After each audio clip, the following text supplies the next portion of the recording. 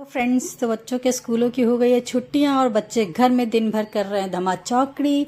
तो उनको कंट्रोल करने के लिए उनसे कराया जा रहा है कुछ काम, ताकि वो फिज़िकली मेंटली फिट रह सके और मेरी थोड़ी सी हेल्प भी हो जाए।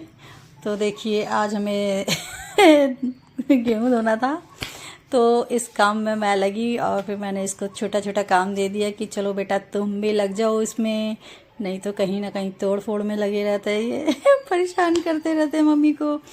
तो ये देखिए, इन्होंने की खूब सारी मस्ती मम्मी के साथ और साथ में हेल्प भी कराई मम्मी की। तो देखिए, आज हमारा गेहूं धोने का दिन था, क्योंकि अब आने वाली है बरसात और उससे पहले हमें गेहूं धो के सुखा के स्टोर कर लेना होगा, क्योंकि बरसात में बिल्कुल भी धूप नहीं होगी तो दिक्कत होगी, हम गेहूं नहीं धो पाएंगे। तो देखिए, हम आज गेहूं धो रहे हैं और अभी हम फ़िलहाल गेहूं ही धोएंगे और मस्ती करेंगे साथ में गेहूं धोते धोते। देखिए, मेरा बेटा भी मेरे साथ हेल्प करा रहा है।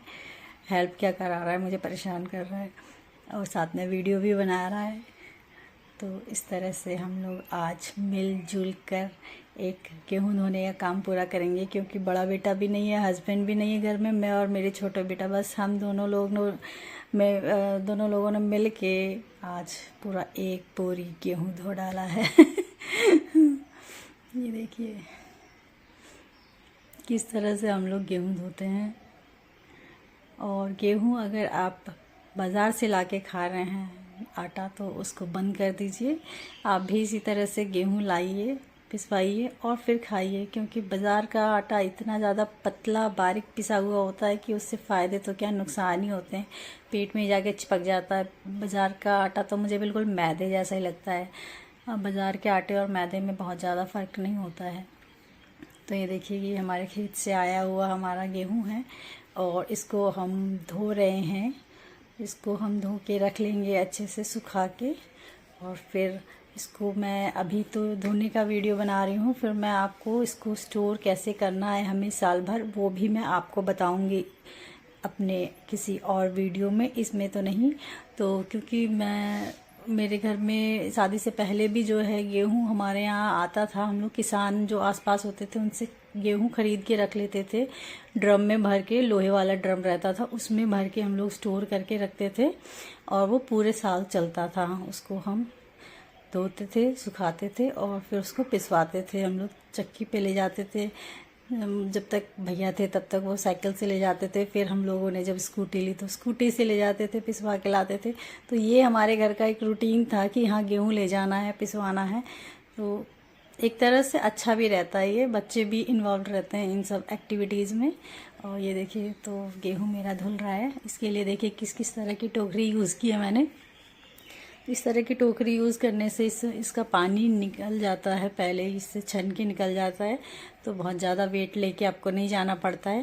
तो ये देखिए, ये गेहूँ मेरा धुल गया। अब मैं ले जा रही हूँ इसको सुखाने के लिए। अब इसको मैं बाहर डाल दूँगी इस तरह से। देखिए, चादर बिछा के मैंने धूप में ये डाल दिया है। इतना गेहूँ मेरा धुल चुका है। वो तो एंड का थोड़ा सा बचा था तो वो धो रहे थे थोड़ा सा। ये देखिए, मैंने बेटे को दे दिया, बेटा तुम ले जाके डालो। ये इतना खुश हो रहा था इसको डालने में, ले जाने में, और ही मेरे से पूछता है मम्मा कहाँ डालूँ। तो मैंने कहा उधर उस साइड में ले जाके डालो।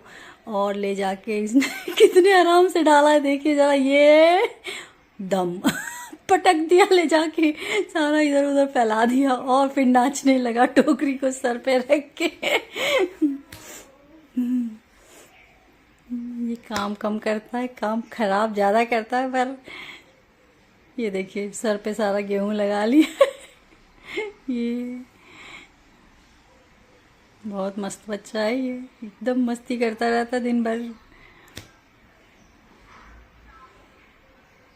ये देखिए, इस तरह से इसको एकदम पतला पतला बिछा के इसको मैंने सुखा लिया है। और क्योंकि धूप बहुत ज़्यादा कड़क थी और हम लोग गर्मी में परेशान हो गए गेहूं धोने सुखाने में, और फिर मेरा बेटा जो है मेरे साथ हेल्प करा रहा था, तो मुझे अच्छा भी लग रहा था। अकेले तो मैं बोर हो जाती ये काम करने में ये देखिए किस तरह से ये टोकरी सर पे लेके चल दिया इसका काम ख़त्म हो गया है, अब ये चल दिया। तो गाइस ये देखिए, जैसे ही हमने गेहूं डाला उसके बाद देखिए मौसम बदल गया एकदम। इतनी कड़क धूप हुई थी, फिर धूप चली गई, फिर हमें डर लगने लगा इतना गेहूं हम कैसे करेंगे, एकदम गीला है। अभी अभी हमने डाला है और तुरंत बादल आ गए। तो ये देखिए मैं शीशे में दिख रही थी।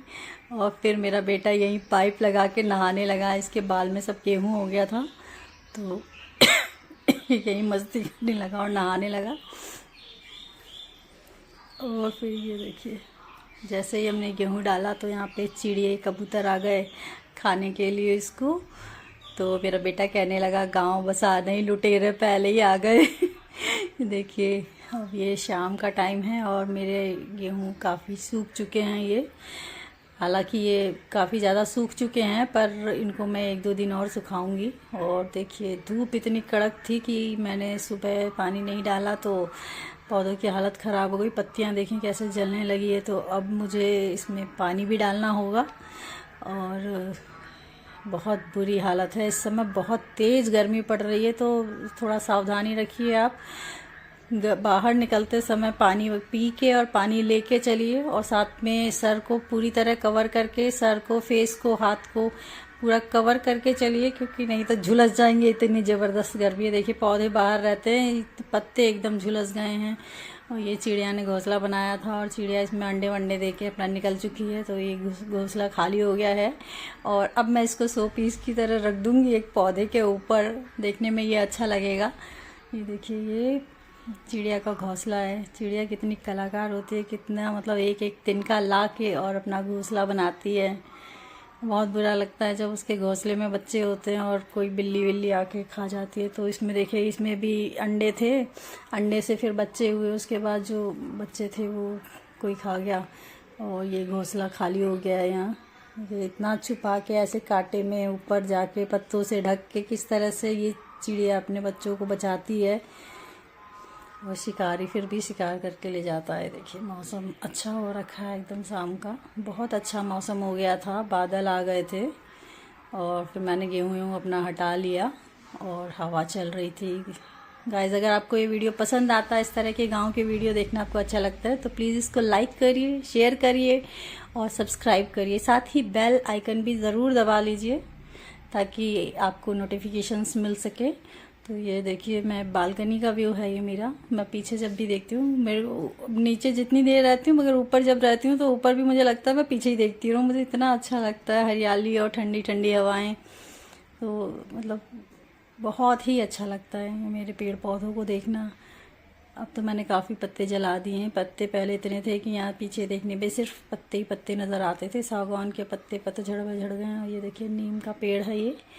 अब इस नीम की पत्तियों को मैं तोड़ूंगी और गेहूं को किस तरह से मुझे प्रिजर्व करके रखना है 2-3 महीने के लिए, तो उसके लिए मैं आपको बताऊंगी। उसके लिए मैं बनाऊंगी, पहले किस तरह से मैं एक बैग टाइप बनाऊंगी, उसके अंदर ये पत्तियां रखूंगी सुखा के, और फिर उसको जो गेहूं रखूंगी उस ड्रम में ऊपर नीचे रख के तब मैं गेहूं रखूंगी, ताकि उसमें कीड़े ना लगे और वो ख़राब ना हो और वो ज़्यादा टाइम तक अच्छे रह सकें। तो देखिए इस तरह से हमने नीम की पत्तियां तोड़ ली हैं। आप जानते हैं नीम का पेड़ हर घर के सामने हुआ करता था गांव में पुराने टाइम पे। इसकी दतून करते थे लोगों के दांत में इतनी ज़्यादा दिक्कत भी नहीं होती थी, क्योंकि वो लोग नीम की दतून किया करते थे, जो कि बहुत ही फ़ायदेमंद रहती थी उनके दांतों के लिए। और उसको जब करते थे तो उसका थोड़ा बहुत जो जूस रहता है वो अंदर भी जाता था, टंग पे आता था, जिसकी वजह से उनके दांत सही रहते थे, उनका पेट भी सही रहता था। पेट के कीड़े वगैरह जो है वो मर जाते थे, उनको बीमारियां भी कम होती थी। जितना हम लोग नेचर से दूर होते जा रहे हैं उतना ही हमको बीमारियां घेरती चली जा रही हैं।